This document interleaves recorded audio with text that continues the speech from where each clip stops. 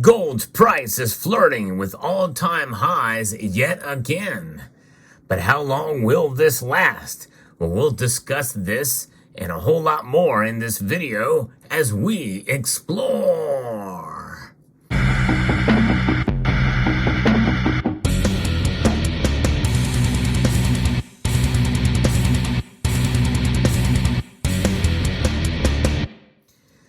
Gold has made a substantial move to the upside today. It wasn't necessarily a surge, but it is up over 1%, trading at near all-time highs in this market report for the last trading day of the week.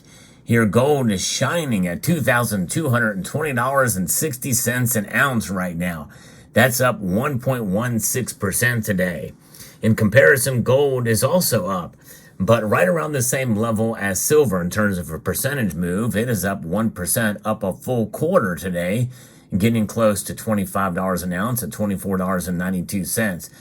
In fact, all of the metals are up today too, and the platinum group metals as well. So what's behind this? Well, we're gonna take a look at some commentary here and where this could go in the near future. I think there's going to be a little bit of a shift coming. In fact, that's going to be a separate video, which I hope you will stay tuned to the channel for. If you enjoy content like this, where I give you the latest news and analysis for precious metals, including gold, hope you will consider subscribing to the channel and press that like button down below if you find value in the content that I provide here.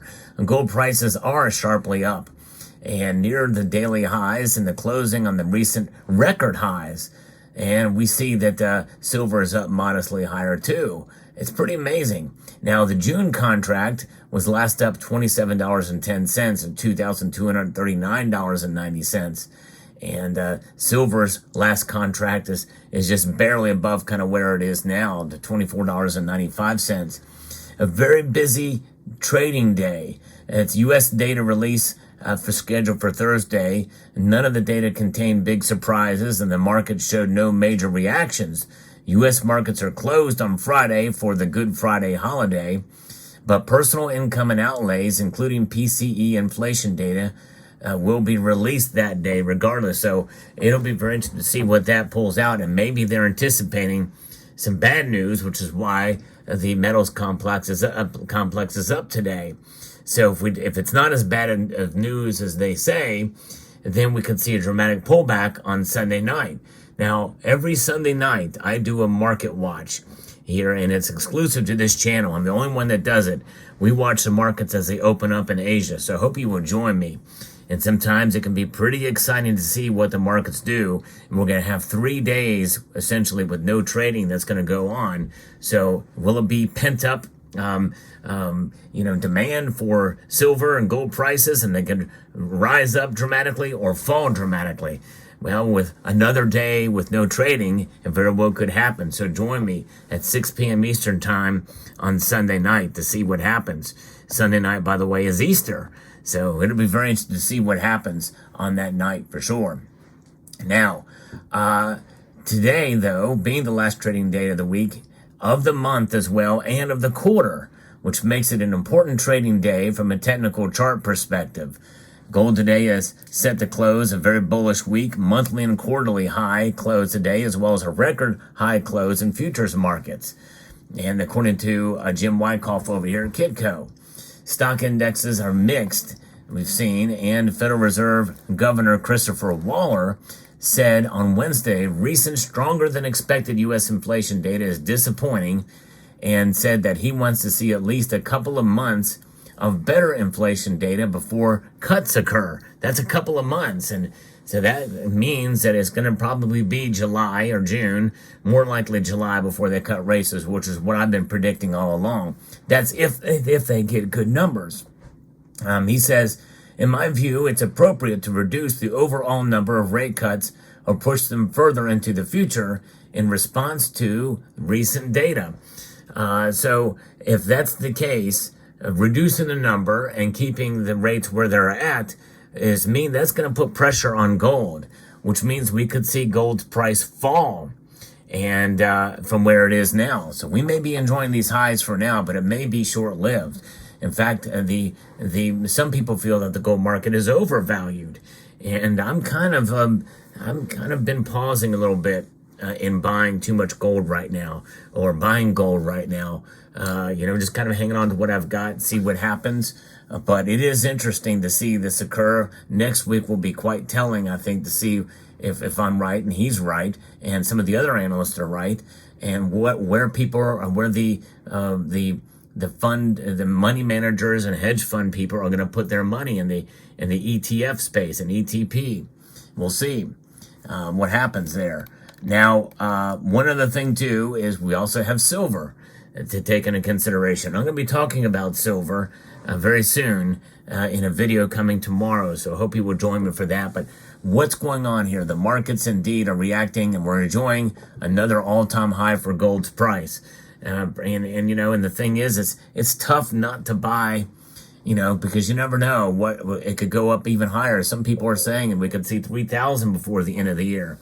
As far as market predictions on an annual basis, in other words, what I've been doing and other channels have been doing, have been making their predictions for gold and silver, where they're going to be. I separate those out into two separate videos because they are, in a sense, mutually exclusive. The markets are very different, and they've differed so much now. The gold to silver ratio is very, very high at 89.38 as I record this video. Something is out of whack here, or it could just be the new normal. How silver is perceived in the market compared to gold. Gold is treasured by central banks around the world. This is why the prices have gone up. Central banks are not selling their gold. They're just continuing to accumulate more in spite of the high price, as far as central banks are concerned. Now, as far as individuals in countries, this is going to make it much harder for them to buy. The Chinese price of gold is higher than the actual spot price in terms of the Shanghai Gold Exchange. It's not quite as much of a difference between spot price for the Shanghai Gold Exchange for silver that it is for gold, but still it is trading higher, which means that likely it's going to be buoyed up by a lot of the sentiment that's out there. But what an amazing metal, and what an amazing time we live in to see that gold actually is at over $2,200 an ounce. Now we're living a period where $2,000 gold sounds like a deal to get gold anywhere near that. And I've been right about gold in my predictions every year that I've done these predictions, but I've not been right about silver. It just goes to show you that there's so much more complexity in the silver market. But gold, considering what's going on, it makes it a little bit easier to make a prediction and be right about it, because so far sentiment and the sentimentality of it and where we are headed, it is really essentially the ultimate safe haven, the ultimate store of wealth. It does not fluctuate so much as silver does. And to me, I think that bodes well for having gold in your portfolio, because even if we see a pullback, which I think is going to happen to some degree in the coming months for gold's price, especially if what is true, if what they say is true about the Federal Reserve, maybe even pulling back a little bit more from their dovish stance. In other words, to the point where they may lower rates, maybe just 2 times instead of 3 times this year, and it may start later. Then that means that gold's price very well could pull back some. And so it'll be interesting to see how that plays out. Now, for me, what does this mean? It means that there may be more buying opportunities in the coming months, rather than hedging my bets and making purchases anytime really soon for gold. But nobody really knows. Gold can continue to climb up. It could go up to $3,000, as some people say. I wouldn't be surprised. Some people say $2,400, $2,500 still is to come into play this year. That very well could be a possibility. We really just don't know. And it can be an expensive mistake if you were to make a purchase of gold right now and the price were to drop to $300 an ounce. Or the other side of the coin, pun intended, is you make a purchase now thinking it is going to go to $2,400 to $2,500 an ounce, maybe even $3 an ounce. and that we're just still in the middle of this upward trajectory for gold. I think the more we see this price break an all-time high, the more likely that people are going to have this bullish sentiment and continue to make purchases. What does that mean?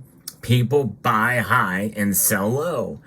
And I want to encourage you to really think about that before you do it. It's a risk either way, right? But in the end, you mitigate your risk by not spending money and by missing out. Sometimes it's okay to miss out in cases like this, but I'm enjoying the gold that I have in my possession already. And if you do have some gold, I would encourage you to do the same thing and think twice before buying right now. You have to make that decision on your own. So very interesting indeed, but I hope you will stay tuned. I do post daily videos, and I'll be posting a video tomorrow about what I think is going to happen to gold as well as silver. So hope you will stay tuned for that video. Let me know what your thoughts are about the market today in the comment section below in this video. Hope you found this video informative, insightful, and educational.